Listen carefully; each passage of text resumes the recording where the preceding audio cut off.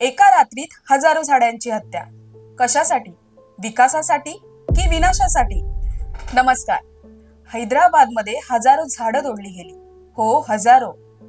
एकही आवाज न करता, एकही विरोध न होता. झाडं गेली.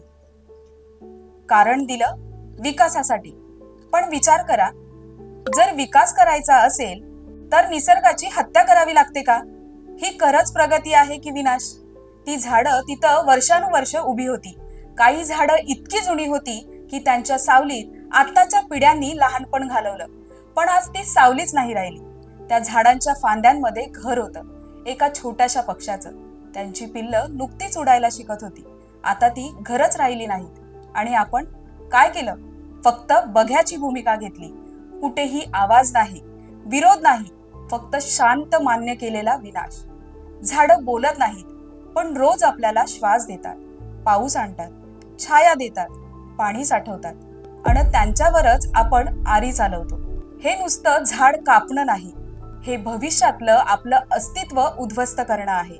आज एक पक्षी आपलं घर गमावतोय, उद्या आपल्यावरही तीच वेळ येईल. जर तुम्हाला खरंच बदल हवा म्हणता तर आवाज उठवा. फक्त पाहू नका, बोला.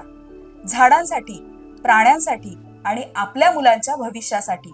व्हिडिओ आवडला असेल तर शेअर करा आणि चॅनलला सबस्क्राईब करायला विसरू नका. धन्यवाद.